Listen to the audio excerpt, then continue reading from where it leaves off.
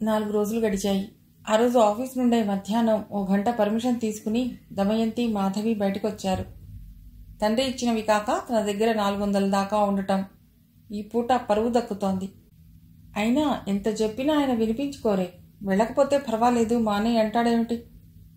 మనం బతుకుతోంది సంఘంలో, అడవిలో కాదుగా. నలుగురితో కలిసిమెలిసి ఉండకపోతే ఎట్లా? ప్రతిదీ నయా పైసలతో లెక్క చూసుకుంటే జీవితంలో ఎన్నో పోగొట్టుకుంటాం. మనుష్యుల్ని, మనస్సుల్ని, మంచితనాన్ని, ఆత్మీయతల్ని, అనుబంధాల్ని డబ్బుతోనే బేరీజు వేసి లెక్క చూసుకుంటే ఎలా? ఈ 2 నెలల్లో మాధవి ఆ ఇంట్లో వాళ్ళ మనస్సుల్ని బాగానే చదివింది. మీ ఇంటికొస్తే ఏమిస్తావు, మా ఇంటికొస్తే ఏం తెస్తావు అనే మనుషులు వాళ్ళు. అయినా వారితో సర్దుకుపోక తప్పదు.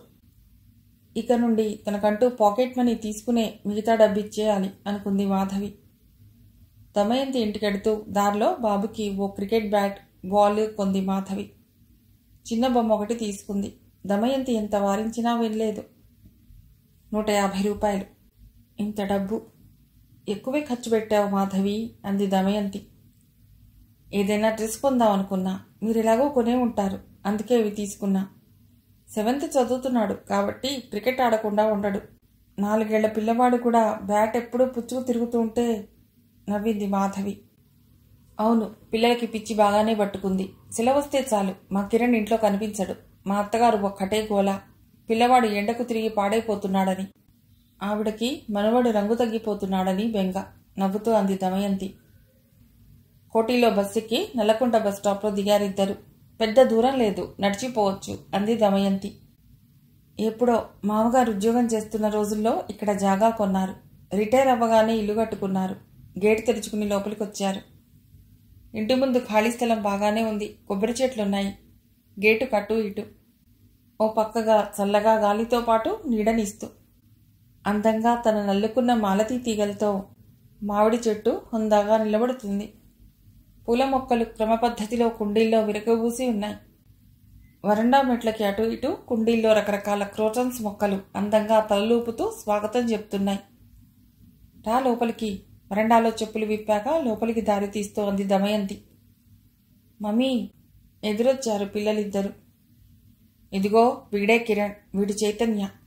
అంతా బాబు అంట. నమస్తే ఆంటీ, ఏకకంఠంతో అన్నారు పిల్లలిద్దరు. మంచి రంగులో ఆరోగ్యంగా మిసమిసలాడుతున్నారు.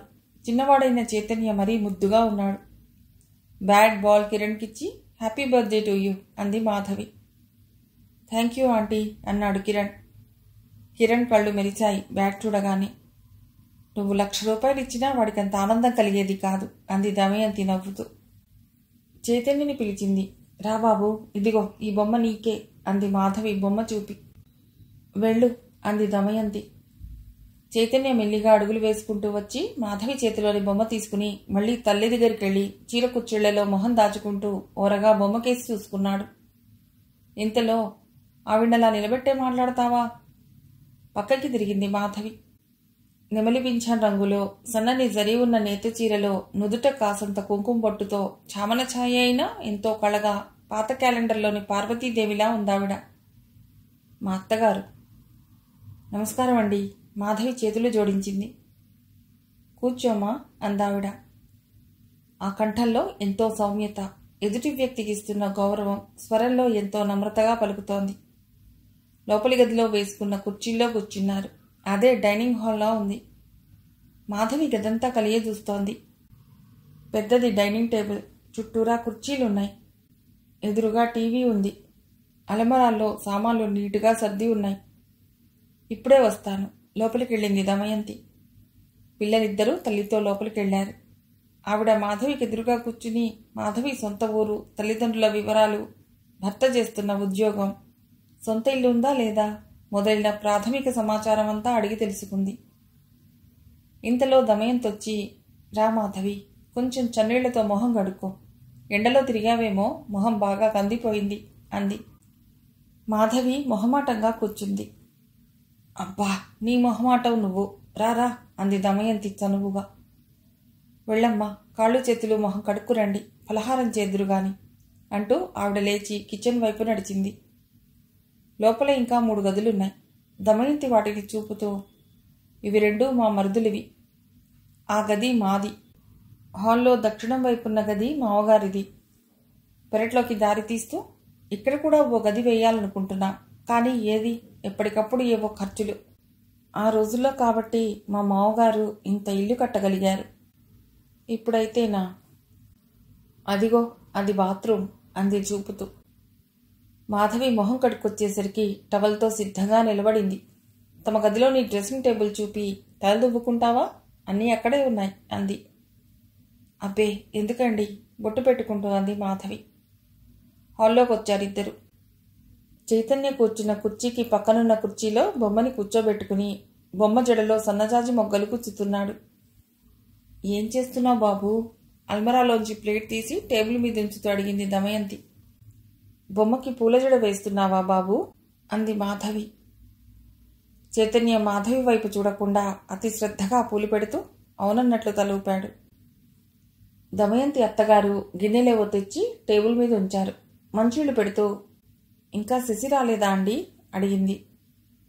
వచ్చింది. చాక్లెట్ల ప్యాకెట్ అడిగాట అల్లుడు, కొనుక్కొస్తానని రోడ్డు దాకా వెళ్ళింది. బాగుంది. ఎండ ఎట్లా ఉంది బయట? ఇంట్లో ఇన్ని ఉన్నాయి, చాలవా? అయినా పొద్దున చూశానే ఓ ప్యాకెట్. ఇంతసేపా? అప్పుడే తినేశారు. మీరు శశి బాగా గారాబం చేస్తున్నారు. చాక్లెట్లు ఎక్కువ తింటే పళ్ళు పాడైపోతాయి. ఆనక మీ ఇష్టం. మీ మనవల పళ్ళు గొగ్గిపళ్ళని అంతా ఎగతాళి చేస్తారు. ఎవర్రా అనేది? చక్కగా ముత్యాల్లా ఉంటాయి పళ్ళు. ఏం నాన్న కదూ? చాక్లెట్లు ఎక్కువ తినకండమ్మా అందావిడ మనవడి తల నిమురుతూ. సరేనన్నట్టు తలూపాడు చైతన్య. దమయంతి పులిహార పళ్ళెం మాధవి ముందుంచింది. ఇదేమిటి, ఇంత తినలేను, తీసేయండి అంది మాధవి. ఈ కాస్తకే, అందుకే మరీ అలా సన్నగా ఉన్నావమ్మా. ఈ వయసులో బాగా తినాలి. లడ్డూలవి కూడా పళ్ళెంలో పెట్టివ్వు అన్నారావిడ.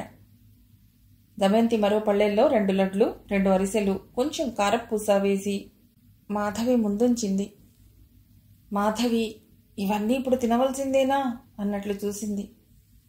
తప్పదు అంది దమయంతి. ఇంతలో చెప్పుల చప్పుడుతో లోపలికొచ్చింది ఓ 18 ఏళ్ల అమ్మాయి.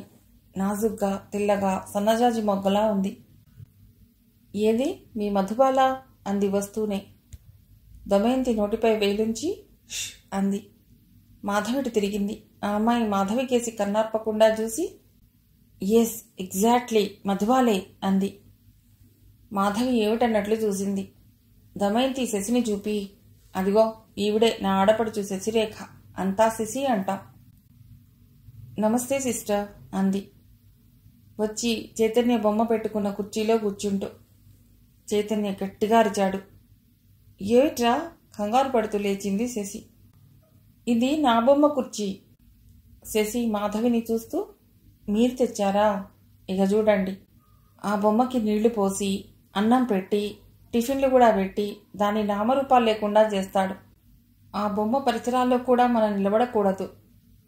బాబూ చాక్లెట్ ఇస్తాగా, బొమ్మను నాకు ఇవ్వరాదు?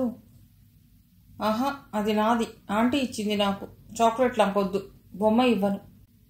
వాడి ఖచ్చితమైన ధోరణికి నవ్వుతూ చూశారంతా. చైతన్యకి 5 ఏళ్లుంటాయేమో. బొద్దుగా, ఉంగరాల జుట్టుతో, పెద్ద పెద్ద కళ్ళతో ముద్దుగా ఉన్నాడు. శశి వాడిని ఎత్తి ఒళ్ళో కూర్చోబెట్టుకుంది. నీ బొమ్మతో సహా కూర్చోరా అంది. శశి తను టిఫిన్ తింటూ, మీరచ్చు మధుబాలలా ఉంటారని వదిన చెబితే ఏమో అనుకున్నా. నిజం ముమ్మూర్తులా అలాగే ఉన్నారు. నవ్వితే మరీను అంది మాధవిని చూస్తూ. మాధవికి సిగ్గనిపించింది. ఇంతలో పెద్ద పెద్దగా అరుపులు వినిపించాయి. నీకెప్పటికీ బుద్ధొస్తుందిరా, 25 ఏళ్ళు వస్తున్నాయి. ఇంకా నీకు బాధ్యత తెలియకపోతే ఎట్లా? ఇప్పించిన ఉద్యోగం నిలబెట్టుకోలేని వాడివి ఎందుకు పనికొస్తావురా? పెద్దరికపు కంఠధ్వని. ఆ ఉద్యోగం చేయటం నా వల్ల కాదు, వేరే చూసుకుంటాను గంభీరమైన జవాబు. అది మాత్రం నిలబెట్టుకుంటావని గ్యారెంటీ ఏమిటి? అసలు నీకు నిలకడలేదురా. చీ, నీ చస్తే గాని నీకు జ్ఞానం రాదు. నీకంటే చిన్నవాడు వరద చూడు, ఇప్పించిన ఉద్యోగం ఎంచక్కా చేసుకుంటున్నాడు. నీకేం పట్టిందిరా ఉద్యోగానికి? ఒక్క క్షణం అందరూ నిశ్శబ్దమయ్యారు. అందరిలోకి ముందుగా తేరుకుని దమయంతి చిరునవ్వుతో, మా పెద్దమరిది ఉద్యోగం మానేసినట్లున్నాడు అందామె. ఎందుకన్నట్లు చూసింది మాధవి.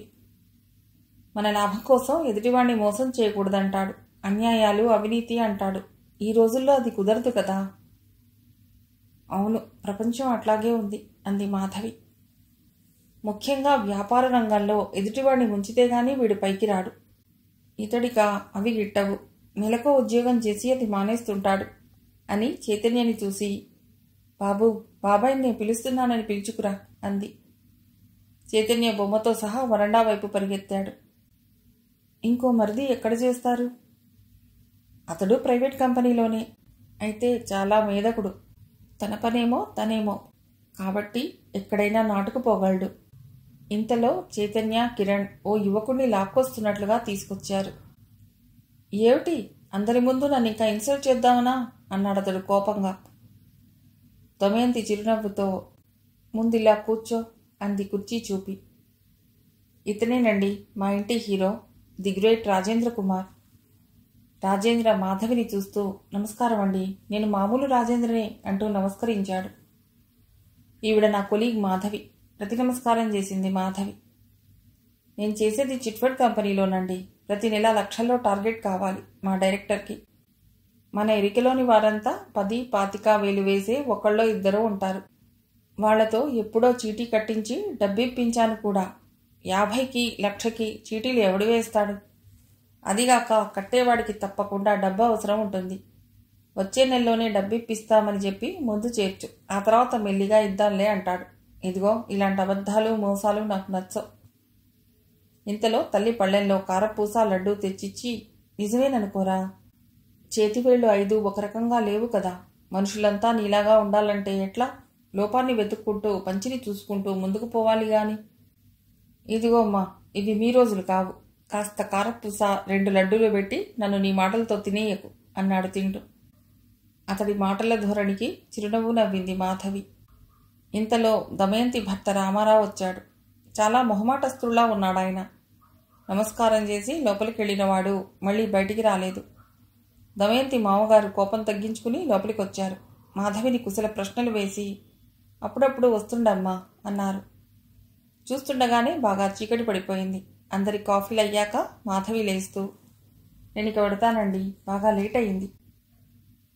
అత్తగారు పళ్ళెల్లో జాకెట్ బట్ట, పళ్ళు, పూలు, పసుపు, కుంకుమ ఉంచి దమయంతిచే ఇప్పించింది. రాజు స్కూటర్ మీద దించుతాడు మాధవి అంది దమయంతి మాధవి కంగారు చూసి. రాజేంద్ర అన్నగారిని అడిగి స్కూటర్ తాళం చేతులు తీసుకుని వాకిట్లోకి వచ్చాడు. వస్తుండండి తరచూ అంది శశి.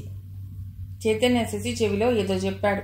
అది చూసి, ఏం బాబు, మా ఇంటికి వస్తావా అంది వాడి పట్టుకుర్చు లాంటి జుట్టు నిమురుతూ మాధవి. మీరు మరో బొమ్మ ఎప్పుడు ఇస్తారు అని అడుగుతున్నాడు నన్ను నవ్వుతూ అంది శశి. అవునా, బొమ్మ కావాలా? మా ఇంటికి రా, మరిస్తాను అంది మాధవి చిరునవ్వుతో. ఉట్టుట్టి బొమ్మలొద్దు, నాకు అసలు అమ్మాయే కావాలి అని అడగరా. కనీసం వచ్చే ఏటికైనా మీ ఆంటీ అమ్మాయినిస్తుందేమో అంది దమయంతి. మాధవి అందంగా సిగ్గుపడింది. దమయంతి స్వీట్ ప్యాక్ చేసి ఇచ్చింది. అందరికీ చెప్పి స్కూటర్ ఎక్కింది మాధవి. ఆ ఇల్లు, ఆ ఇంట్లో మనుషుల ఆదరాభిమానాలు ఆమెకెంతో నచ్చాయి. అడ్రస్ చెప్పింది మాధవి. రాజేంద్ర నేరుగా ఇంటి ముందు స్కూటర్ ఆపాడు. దిగి లోపలికి రండి అంది మాధవి. ఇల్లు చూశాను కదా, మరోసారి వస్తానులేండి. ఇప్పుడు అర్జెంటుగా ఓ ఫ్రెండ్తో మాట్లాడాలి, ఉద్యోగం వెతుక్కోవాలి కదా అన్నాడు స్కూటర్ రివర్స్ చేసుకుంటూ. మాధవి లోపలికొచ్చింది. శరత్ అక్కడే ఉన్నాడు. ఆమెని చూస్తూనే, ఎవడు వాడు, ఎందుకింత ఆలస్యమైంది అన్నాడు సీరియస్గా చూస్తూ. దమయంతి గారి మరిది, బాగా చీకటి పడిందని స్కూటర్ మీద పంపారు అంది.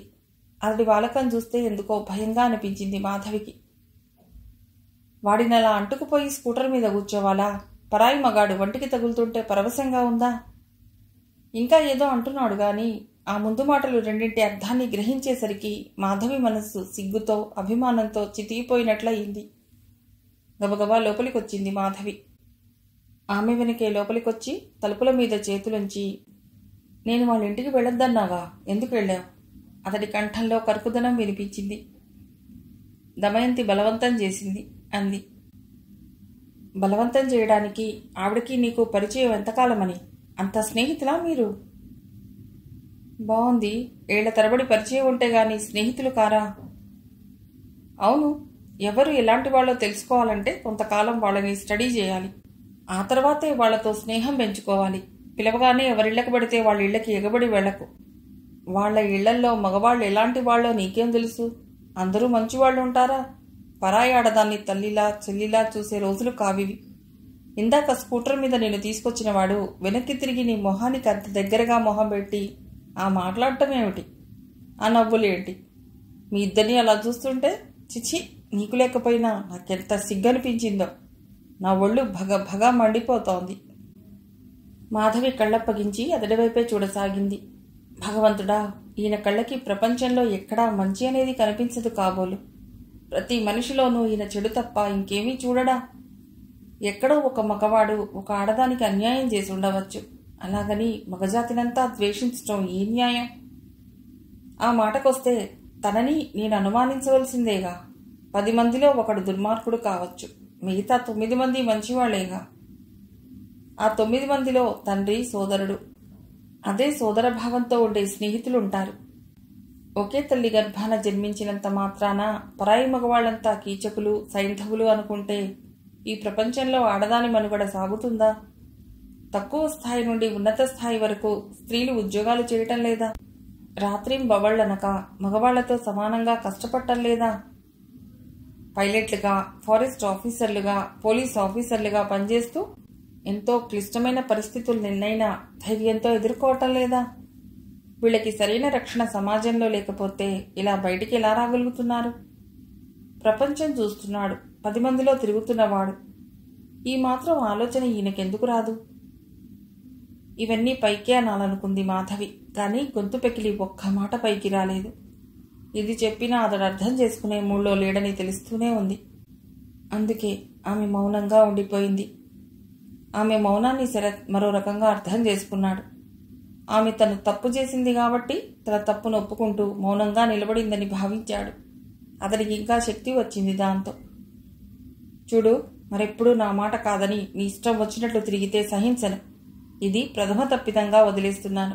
నీకంత స్కూటర్ మీద తిరగాలని మోజుగా ఉంటే నాతో చెప్పొచ్చుగా, ఊరంతా తిప్పుకొచ్చేవాణ్ణి. నువ్వలా పల్లెటూరి బయటిలా నోరెళ్లబెట్టి ఊరు చూడటానికి ఎగబడతావని నాకేం తెలుసు? నేనే వీలు చూసుకుని ఓ రోజు తీసుకెడతాను. అందాక ఎవడి వెనకాల ఎక్కకు అని తిరస్కారంగా చూశాడు. అలా చూస్తూనే విసురుగా వరండాలోకి వెళ్ళాడు. ఆ మాటలకెంత పదునుందో మాధవి మొహం చూస్తే తెలుస్తుంది. వేటగాడి బాణాల దెబ్బతిన్న కపోతిలా వణికిపోయింది. ఆ రాత్రి ఆమె భోజనం చేయలేదు. దొడ్లో మల్లెపందిరి పక్కన పడక కుర్చీ వేసుకుని పడుకున్న మాధవి దగ్గరకు వచ్చింది రుక్మిణి. మాధవి, భోజనానికి రా పిలిచింది. నాకు ఆకలిగా లేదక్కా, అక్కడ టిఫిన్ బాగా తిన్నాను అంది మాధవి. టిఫిన్ ఎప్పుడో 4 గంటలకి తినుంటాం. ఇప్పుడు టైం ఎంత అయిందో తెలుసా? 10 దాటింది. ఆకలిగా లేదు, రా ప్లీజ్, నువ్వు తినే అక్క. రుక్మిణి ఓ క్షణం తడపటాయించి ఒక్కడుగు ముందుకేసి, ఈ ఇంట్లో నువ్వు ఇలా ప్రతి చిన్నదానికి బాధపడి అన్నం మానేసి కూర్చుంటే అయినట్లే. ఏడాది పొడవునా ఉపవాసాలు ఉండవలసి వస్తుంది. నా మాట విని లేచిరా. ఇందాక వీళ్ళన్న మాటలకేనా? తన పెళ్ళానికి పక్కవాళ్ల గాలి తగిలినా తట్టుకోలేని మనిషి నీ భర్త. నువ్వతడిని ఇంకా అర్థం చేసుకోలేదా? మాధవి ఓసారి రుక్మిణి వైపు చూసింది. సారీ మాధవి, నేను చిన్నబుచ్చాలని కాదు నేనన్నది. అతని తత్వం నాకు బాగా తెలుసు. ఓ క్షణం ఆగి, రా, ఈ పూట మనమిద్దరం కలిసి భోజనం చేద్దాం. రేపు మేం వెళ్ళిపోతున్నాం అంది. ఎక్కడికి? వేరే ఇల్లు చూసుకున్నా. పిల్లల్ని కూడా ఆ ఇంటికి దగ్గరగా ఉన్న స్కూల్లోనే జాయిన్ చేశాను అంది. అదేమిటి, మీరెందుకు ఇప్పుడు ఇక్కడి నుంచి వెళ్ళటం? అత్తగారు ఒప్పుకుంటారా? రుక్మిణి చిన్నగా నవ్వి, అమాయకురాలివి అంది. ఎందుకు అన్నట్లు చూసింది మాధవి. ఆవిడే త్వరగా ఇల్లు చూసుకుని వెళ్ళిపోమన్నారు అంది రుక్మిణి. ఓ క్షణం నిశ్శబ్దం. లే మరి అంది రుక్మిణి మళ్ళీ. మాధవి లేచి ఆమె వెనకే నడిచింది. భోజనం చేస్తూ మధ్యలో, మిమ్మల్ని వెళ్ళిపోమనటం ఏమిటి? నాకు ఆశ్చర్యంగా ఉంది.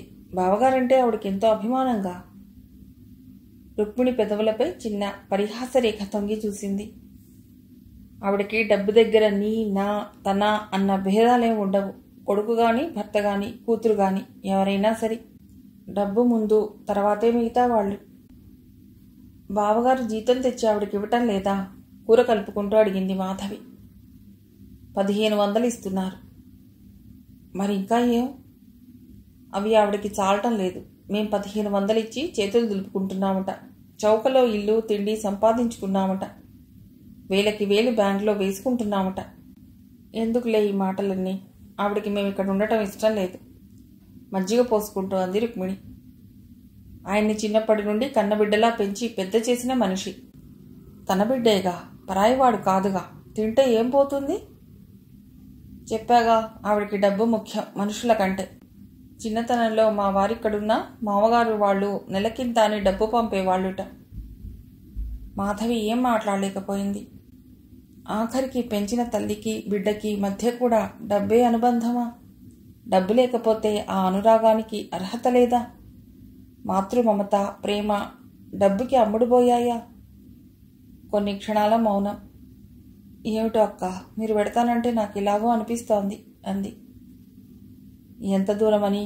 2 గల్లీలు అవతలేగా. ఆఫీసు నుండి నువ్వు అటు రావచ్చు. కంచం తీసేస్తూ అంది రుక్మిణి. ఈ ఇంట్లో తనని అర్థం చేసుకునే మనిషి రుక్మిణి ఒక్కతే. ఆమె వెళ్ళిపోవటం తనకి తీరని లోటుగా అనిపించసాగింది మాధవికి. తన గదిలోకి వచ్చింది. శరత్ లేడక్కడ. అతడికి నచ్చని పని జరిగిన రోజు అతడు ఆ గదిలోకి రాడు. వెళ్ళి తల్లి పక్కన పడుకుంటాడు. ఈ 2-3 నెలలుగా అతడి ఆంతర్యం, నడవడి గమనించిన మాధవికి ఆ సంగతి ఇట్టే తెలిసిపోయింది. వెళ్ళి పడకపై వాలింది. అలసటగా ఉన్న ఆమె మనస్సు విశ్రాంతి కోరుకుంటోంది. కళ్ళు మూతలు పడ్డాయి. తెల్లవారింది. ఆమె లేచేసరికే రుక్మిణి పిల్లలు వెళ్ళిపోవటానికి తయారయ్యారు. మొహం కడుక్కొచ్చాక మాధవికి కాఫీ ఇచ్చి, ఇంటి నంబర్ 116 వస్తుండు, మరి నేను వెళ్ళొస్తా మాధవి అంది రుక్మిణి. అలాగే, తప్పకుండా వస్తాను అంది మాధవి. అప్పటికే సామానంతా టిల్లర్కి సర్దారు. టిల్లర్ వెళ్ళిపోయింది. 2 సార్లు తిరిగి సామానంతా చేరవేసింది టిల్లర్. బావగారు, రుక్మిణి, పిల్లలు వెళ్ళిపోయాక ఆ ఇల్లంతా నిశ్శబ్దంతో బౌరుమనిపించింది ఆమెకు. మాధవి వెళ్ళిపోతున్న వారినే చూస్తూ వాకిట్లోనే నిలబడిపోయింది. ఈ పూట ఆఫీస్ వెళ్ళేవా? వాకిట్లోనే నిలబడిపోయారు అంది సావిత్రమ్మ. ఆ మాటతో ఉలిక్కిపడింది మాధవి. నిజమే, రోజు అత్తగారు మడికట్టుకుని వంట చేస్తుంటే రుక్మిణి పైపనంతా చేసేది. ఈ రోజు నుండి ఆ డ్యూటీ తనది కాబోలు. లోపలికొచ్చింది మాధవి.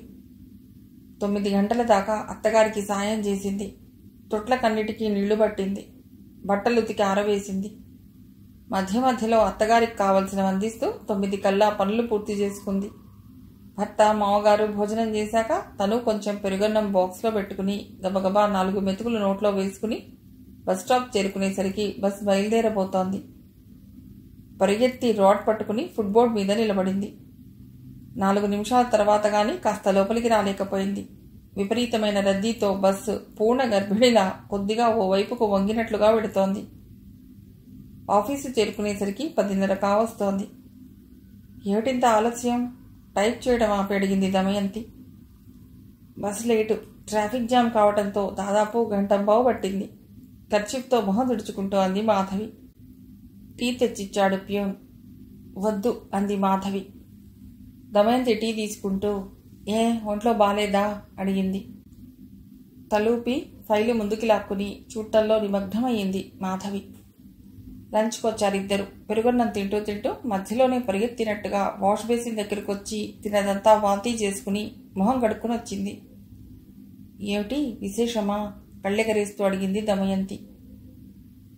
ఏమో అన్నట్లు చూసి కుర్చీలో నిస్త్రాణగా కూర్చుంది మాధవి. ఏదీ సహించటం లేదు కదూ? ఏదీ తినాలనిపించటం లేదు. తిన్న వెంటనే వాంతి అవుతోంది, అవునా? అవునన్నట్లు తలూపింది మాధవి. లేచి వచ్చి చెవిలో మెల్లిగా ఏదో అడిగింది. అవునన్నట్లు తలూపింది మాధవి. కంగ్రాచ్యులేషన్స్. డాక్టర్ దగ్గరికి వెళ్ళకపోయావా? నాకు ఇక్కడ ఎవరో తెలియదు. ఇంట్లో ఎవరికి తెలియదా? మీ అత్తగారైనా అడగలేదు? పోనీలే, రేపు నేను డాక్టర్ దగ్గర తీసుకుపెడతాను. అన్నిటికంటే మీ ఇంటికొచ్చి మీ వారిని అడిగి మంచి పార్టీ ఇప్పించుకోవాలి. చిన్నగా నవ్వింది మాధవి. దమయంతి ప్యూన్ని పంపి 4 కమలాలు తెప్పించి 1 వలిచిచ్చింది. తిను, కాస్త పులపులగా ఉంటాయి, నోటికి బాగుంటుంది. 4 తొనలు తిని వద్దన్నది మాధవి. మర్నాడు దమయంతి, మాధవి ఇద్దరూ డాక్టర్ దగ్గరికి వెళ్లారు. ఇంటికొచ్చేసరికి 7 కావస్తోంది. ఆటోలో దిగి వస్తున్న ఇద్దరిని వరండాలో కూర్చుని తల్లితో మాట్లాడుతున్న శరత్ కళ్ళు చిట్లించి చూశాడు. మెట్లెక్కి వరండాలోకి వచ్చారు. దమయంతి శరత్ను చూస్తూనే కంగ్రాచ్యులేషన్స్ అండి అంది.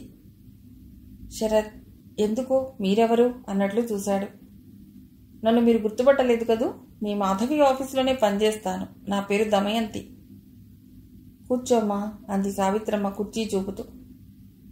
మీకో శుభవార్త చెబుదామని వచ్చాను. మీకు మనవడు పుట్టబోతున్నాడు. డాక్టర్ దగ్గరికి వెళ్ళొస్తున్నా. మాధవికి 2వ నెల. శరత్ వైపు చూస్తూ, ఇంత శుభవార్త చెప్పినందుకు నాకు మంచి పార్టీ ఇవ్వాలి అంది దమయంతి. శరత్ ఏమీ మాట్లాడలేదు. మౌనంగా కూర్చున్నాడు తల్లి వైపు చూస్తూ. దమయంతి ఆశ్చర్యపోయింది. సావిత్రమ్మ మొహంలో రంగులు మారాయి. ఆవిడ చూస్తున్నట్లే వెనక్కి ఓ అంటూ విరుచుకుపడినట్లు తల వేళ్లాడేసింది. కంగారుగా దమయంతి కుర్చీలోంచి లేచి సావిత్రమ్మ దగ్గరికి వచ్చింది.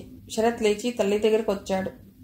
అమ్మా అమ్మా అంటూ తల్లిని తట్టి స్పృహ రావటానికి ప్రయత్నిస్తున్నాడు. ఏమండి పిన్నిగారు, ఇలా చూడండి, ఏమిటలా అయిపోయారు? కళ్ళు తిరుగుతున్నాయా? ఆమె భుజం పట్టి సరిగ్గా కూర్చోబెడుతూ అడిగింది దమయంతి. ఆవిడ సరిగ్గా కూర్చుంటూ దాహం అంది. మాధవి నీళ్లు తీసురా కేకేశాడు శరత్. మాధవి కిచెన్లో కాఫీ చేస్తోంది. భర్త కేక విని మంచిళ్ల గ్లాస్తో వరండాలోకి వచ్చింది. దమయంతి చేతుల మధ్యనున్న అత్తగారిని చూసి ఏమిటి, ఏమైంది అని అడిగింది కంగారుగా. నువ్వేం కంగారు పడకు, కళ్ళు తిరిగాయి, నీళ్లు ఇలా ఇవ్వు. మాధవి చేతిలోని గ్లాస్ అందుకుంటూ అంది దమయంతి.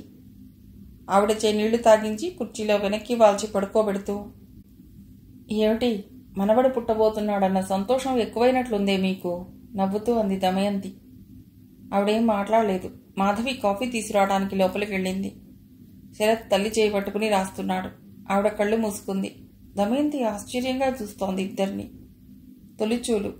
భార్య గర్భవతని తెలియగానే సాధారణంగా భర్త ఎంతో ఆనందిస్తాడు. తను తండ్రి కాబోతున్న సంతోషం అతడి అణువణువుని పులకింపజేస్తుంది. తన రక్తం పంచుకుని పుట్టే తన ప్రతిరూపం కోసం అతడు తహతహలాడతాడు. తనకు వంశాంకురాన్నిచ్చే భార్యపై అతడి ప్రేమ మరింతగా అధికమవుతుంది. పోనీ పరాయి వాళ్ల ఎదుట తన ప్రేమని వ్యక్తపరచలేకపోవచ్చు, కానీ కనీసం ఆ ముఖంలో చిన్న ఆనందపు రేఖైనా కనిపించదేం? కాకపోగా ఏదో దుర్వార్త విన్నట్టు ఆ ముఖ కవళికలేమిటి? చెడువార్త వినిపడిపోయినట్లు తల్లేమో ఈ పట్టమేమిటి? మొత్తానికి విచిత్రమైన మనుషులు. ఇంత శుభవార్త నీవే అని చెబితే ఆ ఆనందం, దాని తాలూకు అనుభూతి ఎంత బాగుంటాయో తెలుసా? నువ్వే చెప్పుకో అని తనన్నా మాధవి. ఆహా, నేను చెప్పలేను, మీరు చెప్పండి అంది. మాధవి సాంసారిక జీవితం సరిగ్గా లేదా అన్న ఆలోచన మెరుపులా తట్టినా, ఏమో కొంతమంది చాలా గుంభనంగా ఉంటారు. ఆనందాన్ని గాని ఆవేశాన్ని గాని చాలా అదుపులో ఉంచుకోగలరు. మాధవి భర్త ఆ కోవకి చెందినవాడేమో అనిపించింది దమయంతికి. మాధవి కాఫీ తెచ్చిచ్చింది. ఏదో జరగరాని దుస్సంఘటన జరిగినట్లు వాళ్ళిద్దరలా మౌనంగా ఆలోచనల్లో ఉంటే తనక్కడ కూర్చొని మనస్కరించలేదు దమయంతికి. కాఫీ గబగబా తాగేసి, వస్తా మాధవి, వస్తానండి అనేసి వాకిలి వైపు నడిచింది. మాధవి గేటు దాకా వచ్చి, బాగా చీకటి పడింది, బస్సులుంటాయిగా అంది.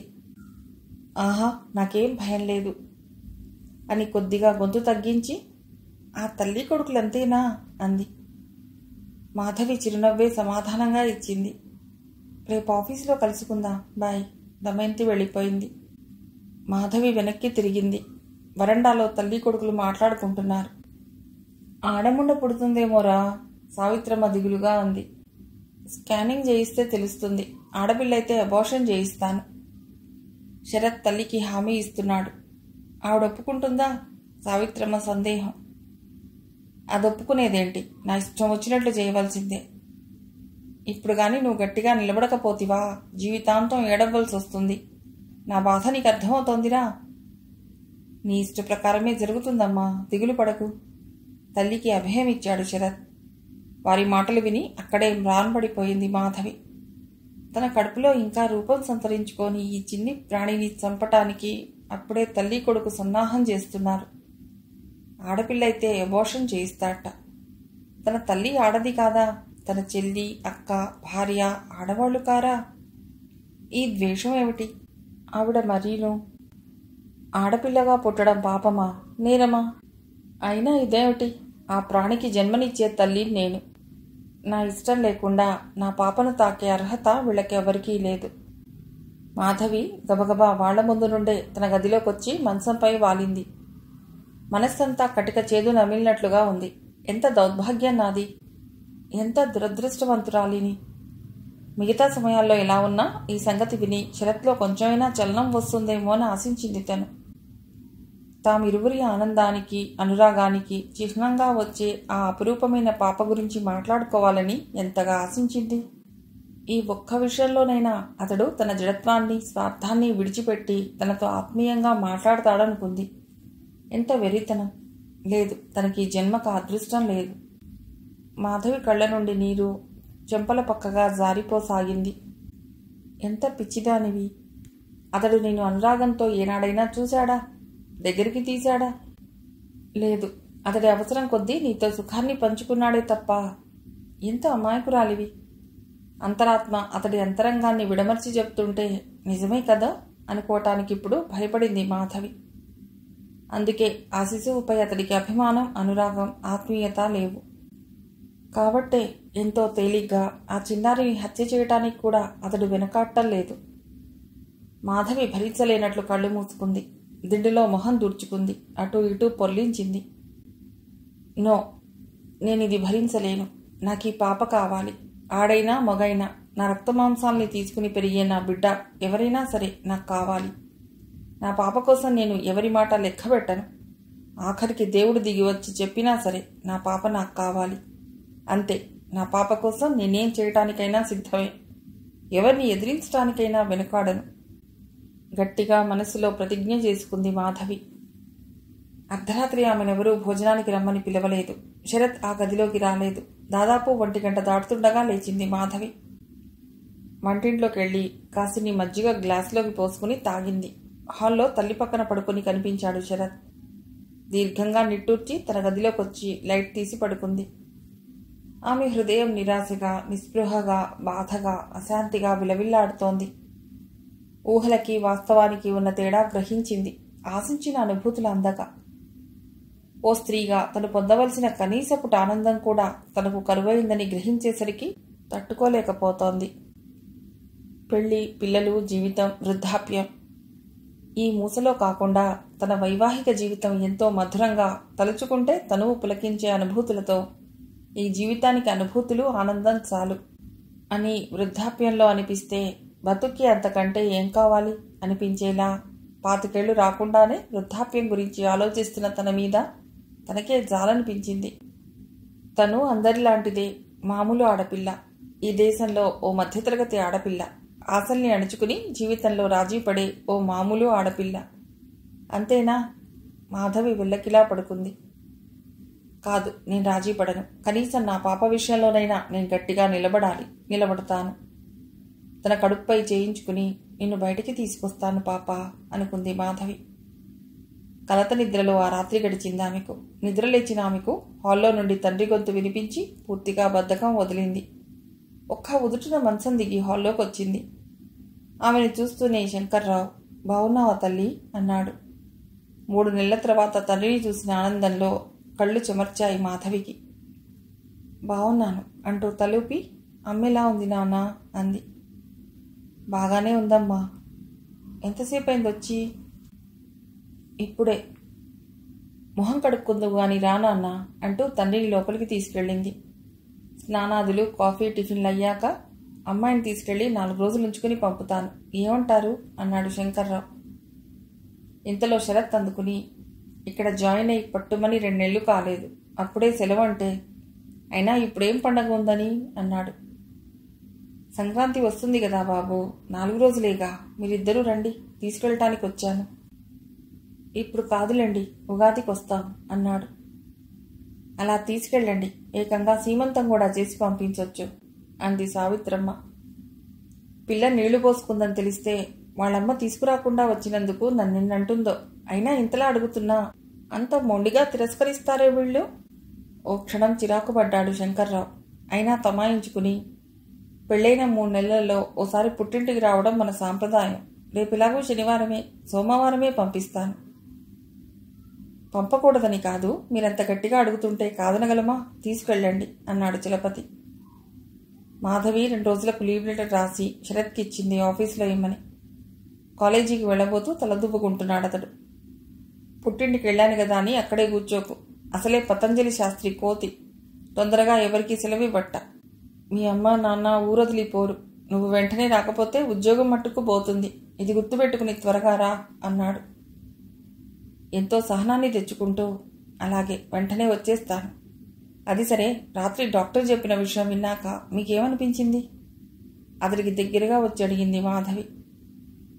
డ్రెస్సింగ్ టేబుల్ మీద పడేసిన దువ్వెన తీసుకుని వెనక నుండి అతడి తల దువ్వాలని తల్లో దువ్వెన ఉంచగానే చటుక్కున తల విదిలించేసి, నువ్వేం దువ్వనక్కర్లేదు, నాకు చేతనవును. ఏం అదేం పెద్ద ఘనకార్యమా మురిసిపోవటానికి? అయినా అంత తొందరే నీకు? ఇప్పటి నుండే పిల్లలు, రోగాలు, రొచ్చు దీంట్లో పడి నేను స్టేషన్లో ఈగలా కొట్టుకు చావాలా? మాధవికి నోటమాట రాలేదు. వెళ్ళు, మీ నాన్నకేం కావాలో చూసుకో. అమ్మకి ఒంట్లో బాగాలేదు, త్వరగా వచ్చేయి. అతడు బయటికి వెళ్ళిపోయాడు.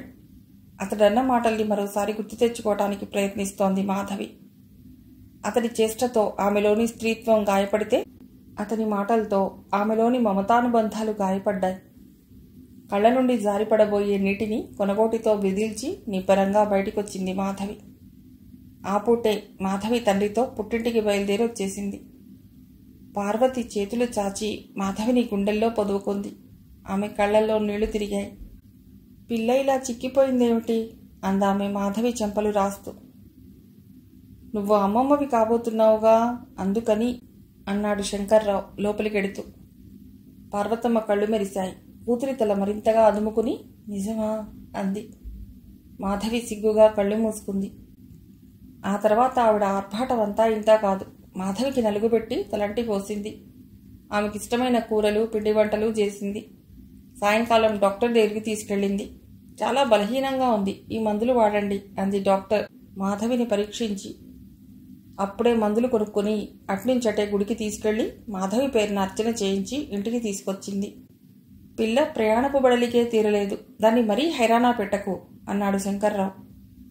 ఇరుగు పొరుగు మాధవి వచ్చిందని వచ్చి పలుకరించిపోయారు. వంట చేస్తుంటే తల్లికెదురుగా కూర్చుని కబుర్లు చెప్పింది మాధవి. ఈ మధ్య సరోజ దగ్గర నుండి ఉత్తరాలు లేవు, నీకేమైనా తెలుసా అమ్మా అడిగింది. ఈ మధ్య ప్రసవించిందిట, అతగాడు పురిటికి కూడా పంపలేదు. ఇక్కడి నుంచి సరోజ తల్లిదండ్రి ఢిల్లీ వెళ్లారు, ఇంకా రాలేదు. అదేం చోద్యమో, ఆ పిల్ల అతడిని వదిలి పండక్కి కూడా రాదు. రాసి రాసి విసిగేసి వీళ్ళు పండక్కి ఏదైనా కొనుక్కోమని మనీ ఆర్డర్ చేసి గమ్మున ఊరుకుంటున్నారు అంది పార్వతమ్మ కాఫీ ఇస్తూ. అదృష్టవంతురాలు మనసులో అనుకుంది. ప్రేమమూర్తి అయిన భర్త లభిస్తే ఏ ఆడపిల్ల పుట్టింటికి రావాలనుకోదు. 3 రోజులు ఇట్టే గడిచిపోయాయి మాధవికి. ఆడపిల్ల అని స్కాన్లో చెబితే అబోర్షన్ చేయిస్తాను అన్న భర్త మాటలు పదే పదే మనసులో మెదులుతున్నాయి. తల్లితో చెబుదామనుకుంది, చెప్పి ప్రయోజనమేమిటి అనుకుంది మళ్ళీ. ఈ 3 రోజులు రాత్రులు ఆమె ఆలోచనల నిండా ఇదే బొంగరంలా తిరగసాగింది. ఈ సమస్యని నేనే పరిష్కరించుకోవాలి. ఇది నా తెలివితేటలకి, వ్యక్తిత్వానికి పరీక్ష. ఇందులో నేనే గెలవాలి. దానికేం చేయాలో మనసులోనే నిర్ణయించి పెట్టుకుంది. అవసరమైనప్పుడు దాన్ని ఆచరణలో పెట్టడానికే నిశ్చయించింది. దీనివల్ల కలిగే పరిణామాలు ఎలాంటివైనా ఎదుర్కోవటానికి సిద్ధపడింది. భర్తతో చెప్పినట్లుగానే మంగళవారం ఉదయానికల్లా వచ్చేసింది మాధవి. అత్తగారు లేచి తిరగటం చూసి అమ్మయ్యా అనుకుంది. శంకర్రావు కూతుర్ని దించి మధ్యాహ్నం నుండి వెళ్ళిపోయాడు. మాధవి 1 గంట లేటుగా ఆఫీస్కి వచ్చింది. ఏమిటి సడన్గా ఊరెళ్ళావు అడిగింది దమయంతి లంచ్ తీసుకుంటూ. మాధవి అప్పుడే భోజనం చేసొచ్చానని తన పుట్టింటి విషయాలు చెబుతూ కూర్చుంది. మీ ఆయన బాగా రిజర్వ్లా ఉంది అంది దమయంతి. అవును, అంతకు మించి అతడి గురించి ఏమీ చెప్పేందుకు లేదు కాబట్టి ఊరుకుంది. మా వారు అంతే. ఏమిటి బుద్ధావతారం అనుకున్నా పెళ్లిలో ఆయన్ని చూసి. నలుగురిలో ఉన్నప్పుడే ఆ గంభీరం అంతా, ఒంటరిగా ఉన్నప్పుడు చూడాలి ఆయనంత చిలిపి మనిషి ఉండరనిపిస్తుంది చిరునవ్వుతో అంది. ఇంతలో రామ్మోహన్ వచ్చాడు. అతడి చేతిలో టిఫిన్ ప్లేట్ లేదు, సీరియస్గా ఉన్నాడు. దమయంతి పక్కనే కూర్చుని, ఈ పూట బిర్లా మందిరికి రమ్మని చెప్పాను. అటో ఇటో తేల్చేద్దాం అనుకుంటున్నా. నువ్వేమంటావు? దమయంతి సీరియస్గా చూస్తూ, మీ ఇద్దరి వ్యవహారం ఈ జన్మలో తీరేది కాదు. మీ ఇద్దరికి వణుకు ప్రాయం రావాల్సిందే. ఎన్నిసార్లు రాను, ఎన్నిసార్లు నచ్చజెప్పను. ఇదే ఆఖరు.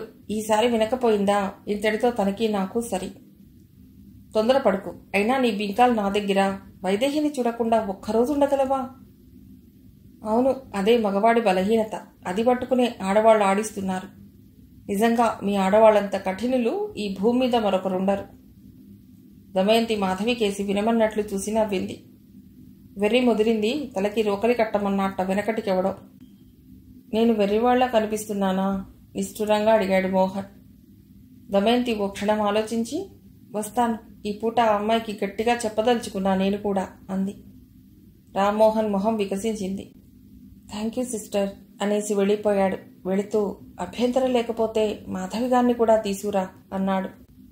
అతడు వెళ్లిన వైపు చూసింది. తల తిప్పి ఏమిటన్నట్లు తలూపింది మాధవి. దమయంతి టిఫిన్ తింటూ, ఈ ప్రపంచంలో ఒక్కొక్కళ్ళ జీవితం ఒక్కొక్క రకమైన ట్రాజిడీ అంది. ట్రాజిడీయా? అంతే మరి. వైదేహి నాకు బాగా తెలుసు. మిగిలిన కథ తర్వాతి భాగంలో.